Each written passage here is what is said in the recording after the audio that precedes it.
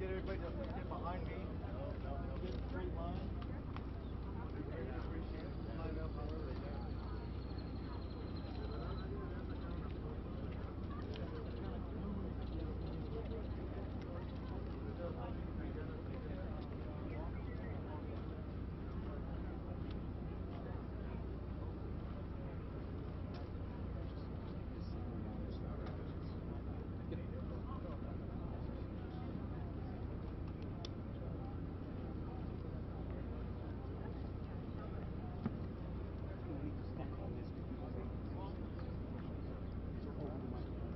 He might not like that. We have to be able to see. Thank you.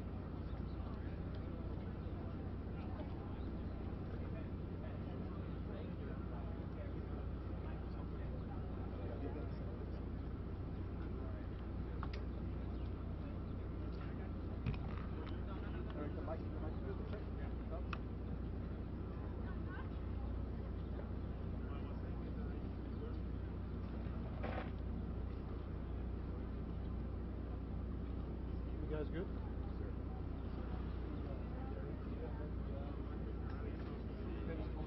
Uvalde.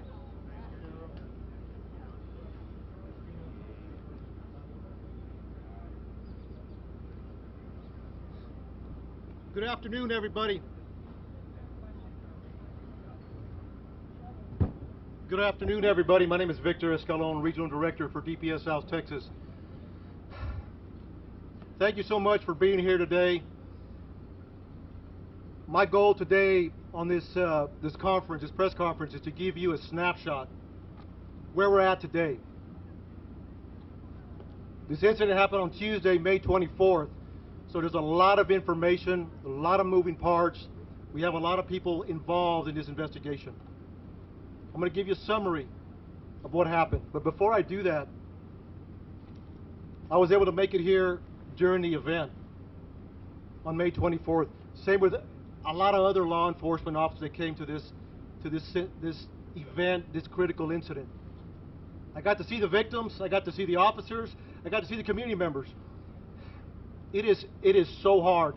It's hard to take. It's traumatic. We're all hurting inside. We're hurting inside for the community members in Uvalde, Texas. We're hurting inside with our local partners that have to live here and work here every day. The victims, the family members, we feel for them. I'm a father. I can't go home tonight and hug my kids. That hurts. The members behind me are family members. Their kids. It's tough. It's tough, it's hard, but that gives us the motivation to move on, to do good work for Uvalde, Texas, for the victims. We speak for the victims, and we take that dearly. Before I get started, Texas Rangers are leading this investigation, but we can't do it alone. We cannot do it alone. We have ATF, FBI, CBP, Border Patrol, Uvalde County District Attorney's Office. The list goes on and on and on. But the agencies I told you are the main ones that are assisting with this investigation. We want to know what happened, recreate the scene. That takes days, that takes hours, that takes time, a lot of information. Then we have to do a lot of interviews. So we just started. We started on Tuesday, today's Thursday. We're still grabbing a lot of information. We also, what's important to us is why. Why did he do this? Why did he do this? Who is this man? The suspect. We're going to find out. With all the different agencies that are involved, we're working every angle that's available. And we won't stop until we get all the answers that we possibly can. So again, I want to thank these men and women that are behind us supporting the DPS and the Rangers. So there's a lot of information I'm going to give you. There's some new information as of Tuesday that I wanted to clear up, that we want to clear up, that's been pushed out. We'll continue to have updates in the coming days once the information is obtained and we're able to confirm and corroborate that. We want to make sure we're pushing out the right information. Early on, when we came in, we were receiving a lot of information from a lot of different locations. That's a baseline. You start there.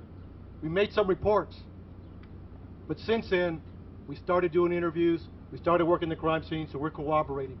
I want to share some of that. It's a small piece of information right now, but it'll grow within days. So please, thank you for being here and being patient with us. It means a lot. On Tuesday, May 24th at 11:28, suspect just west of here wrecks his vehicle, pickup truck that he took from his grandmother. He had just shot his grandmother in the face. She's alive. She's stable at this point. 11:28, he's sitting there at the bar ditch. He jumps out the passenger side of the truck. According to witnesses, he's got a long arm, rifle, and a bag. Later we find out it's ammunition.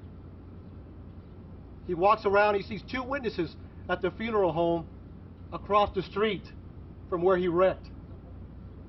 He engages and fires towards them. He continues walking. He continues walking towards the school. He climbs a fence. Now he's in the parking lot, shooting at the school multiple times. 11:40, he walks into the west side of Robb Elementary. According to reports, video we have obtained from outside, inside, and again, we're still combing through that, so bear with us. Multiple rounds, numerous rounds are discharged in the school. We're trying to get a number. We're in the process of analyzing that video. 4 minutes later, local police departments, Uvalde Police Department, the Independent School District Police Department are inside, making entry. They hear gunfire, they take rounds, they move back, get cover. And during that time, they approach where the suspect is at. According to the information I have, he went in at 11:40. He walks, and I'm going to approximate 20 feet, 30 feet. He makes a right. He walks into the hallway, he makes a right, walks another 20 feet. Turns left into a schoolroom, into a classroom that has doors open in the middle. Officers are there, the initial officers, they receive gunfire. They don't make entry initially because of the gunfire they're receiving. But we have officers calling for additional resources. Everybody that's in the area, tactical teams. We need equipment. We need specialty equipment. We need body armor. We need precision riflemen, negotiators. So during that time that they're making those calls to bring in help to solve this problem and stop it immediately, they're also evacuating personnel. Not say personnel, students, teachers. There's a lot going on. A lot complex situation. They're measuring. Approximately an hour later, U.S. Border Patrol tactical teams arrive. They make entry, shoot and kill the suspect. But you also had a Zavala County deputy and Uvalde Police Department that made entry and killed the suspect. Immediately, numerous officers. Now it turns into a rescue operation. How do we save these children? How do we save these children? Some made it out. We don't have a hard number yet, but that was a goal. And then continuing, making the area safe, continue. There's a lot of moving parts afterwards. But during, they were taking gunfire, negotiations, and developing a team to make entry to stop them.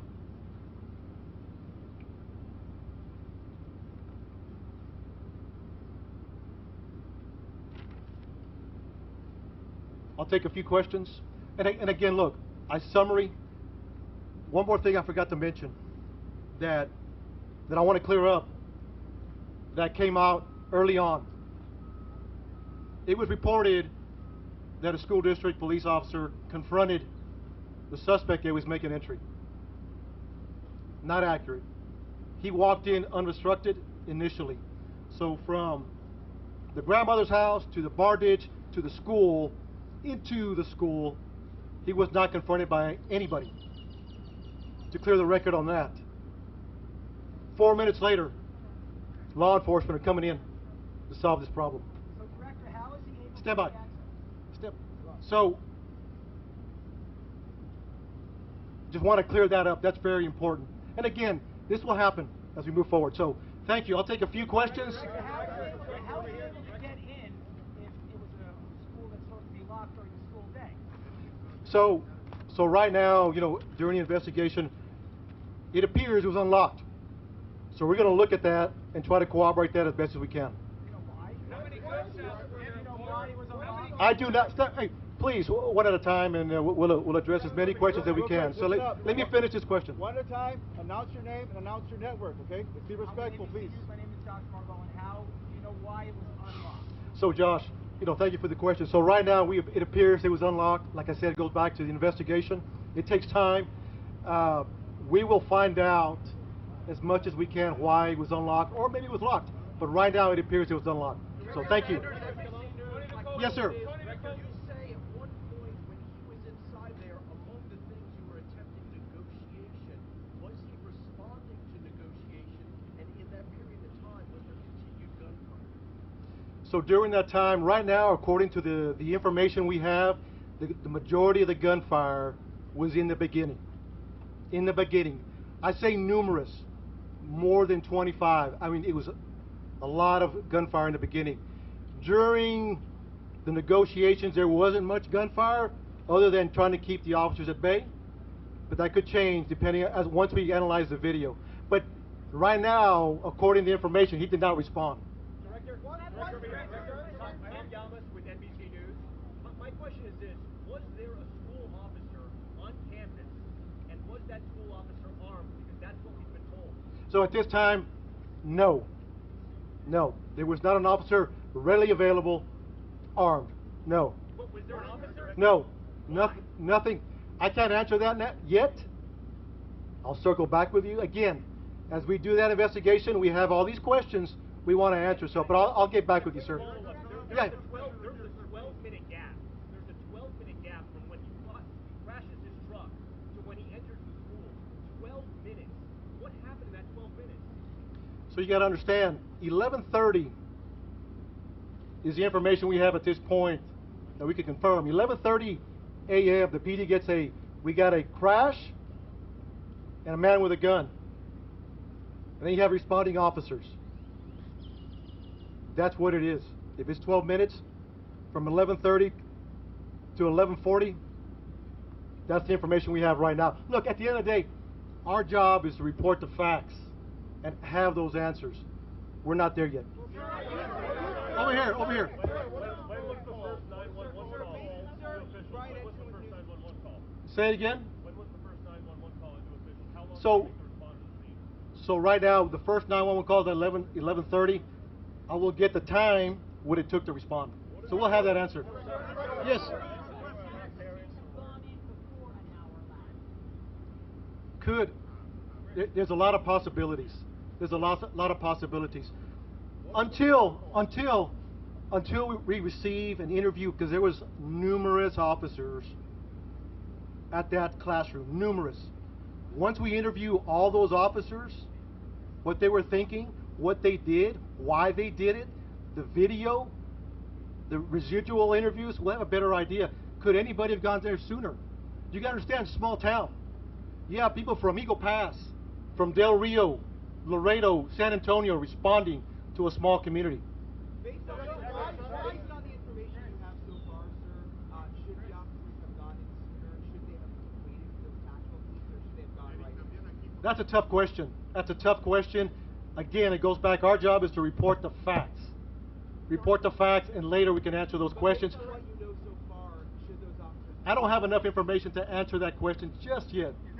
So, one more question, please. Is it accurate that eyewitnesses and potentially parents of the students were urging the police to go in while you were waiting for a tactical SWAT team, even that some parents were asking to borrow police armor so they could make a counter-assault on the school? I have heard that information, but we have not verified that yet. So, What part haven't you verified? we have not verified if that is a true statement or not, or is it just rumor out there. So you got to understand, we're getting a lot of information we're trying to track down and see what is true. We want to vet it. That's all I have for questions. Thank you so much.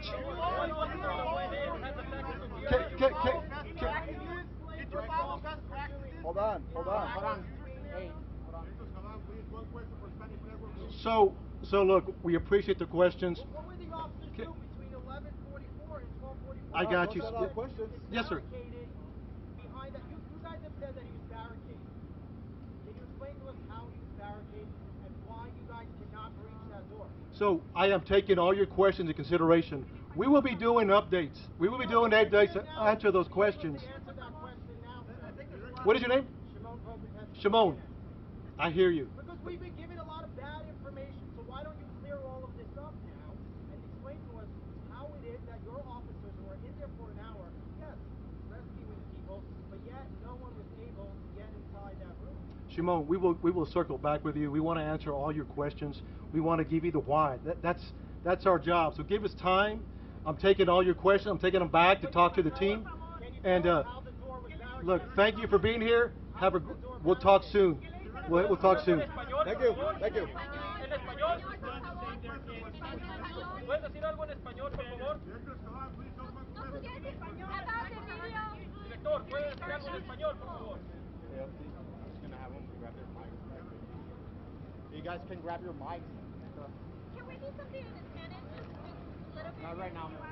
Right now, once I go back with them, and I'll just wait to go with me, and I'll come back. Yeah, we just need to just teach us a little bit of Spanish. I'll be back. Just, if you guys can get your mics, please, that way we can take the podium back inside. Victor